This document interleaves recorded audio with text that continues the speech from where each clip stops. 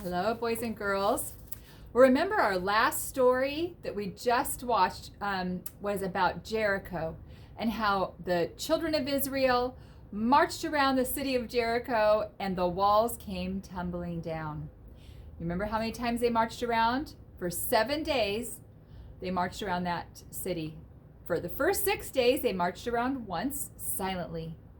And on the 7th day, they marched around 7 times. And on the 7th time, the walls came tumbling down. And the defeat of Jericho was a great victory.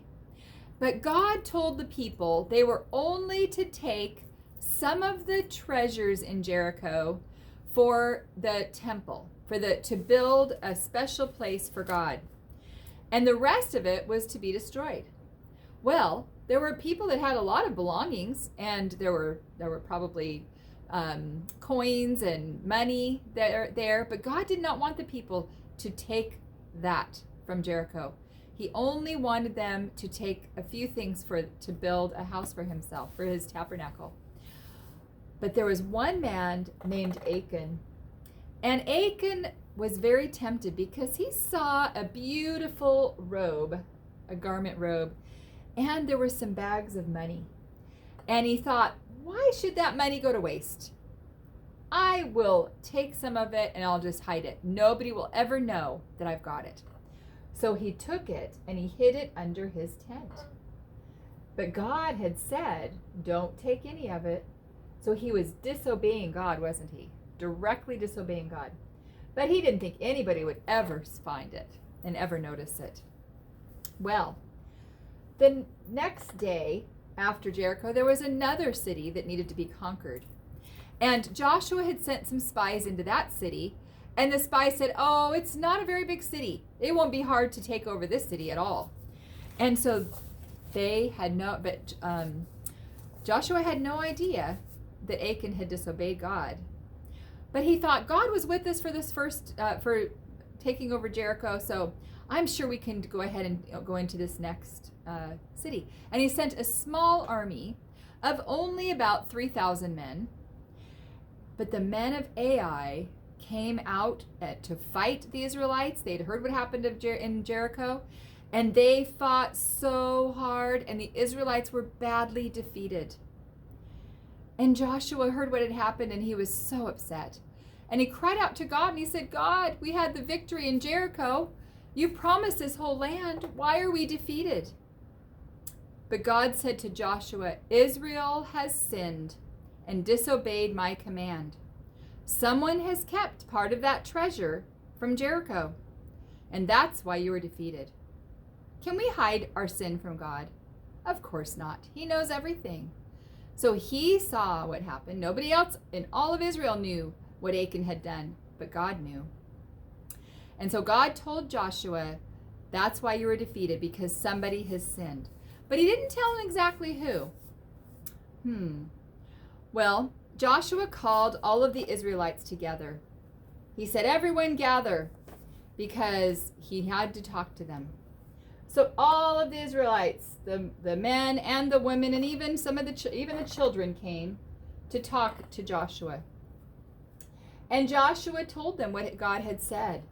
He said, one of you has sinned against God by disobeying and by taking some of the things from Jericho.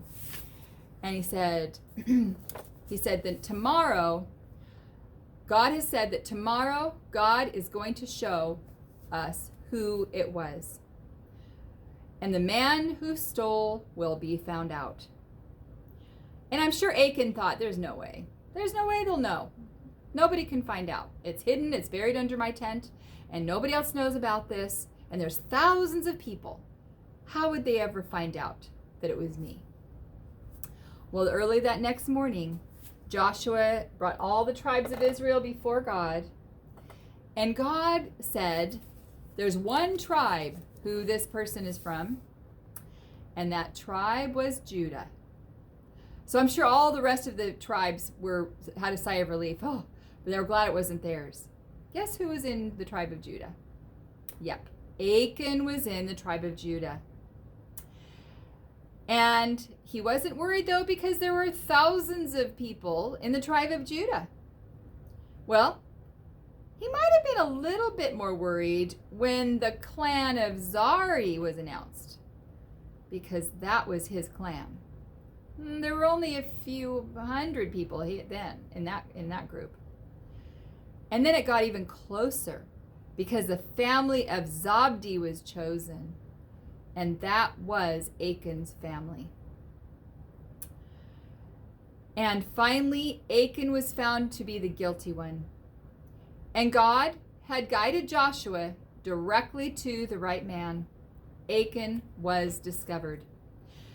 Joshua said, "What have you done?" And then Achan did confess. He came before Joshua and he confessed. And he said, "Well, when I was in Jericho, I saw this lovely Babylonian garment and some silver and some gold, and I coveted them. And I took them and hid them in the earth under my tent." Now remember, one of those 10 commandments is thou shalt not covet. Achan coveted those things. Well, Joshua sent some men to go over and search the tent. So sure enough, they looked under the tent and they found those items. And I'm sure that when they brought the cloth and all of that gold and silver, it didn't look nearly so wonderful as it had when he was in Jericho. Many people had suffered because of Achan's sin. Oh my goodness. Well, the Achan had to be punished, and he was put to death, and all of his possessions in his tent were burned. What a lot of trouble was caused by one sin. He had disobeyed God's direct order, and he chose to do something because he coveted. And our sins can't be hidden from God, can they? Achan's sins were not hidden from God. He had not remembered that all sin, even secret sins, are seen by God. So we need to remember, we want to obey all the way, and remember to that our sins will be found out, and other people often are affected by our disobedience, just like the people, the children of Israel. So it's a good lesson to remember, learning how Achan was definitely Achan because he disobeyed God.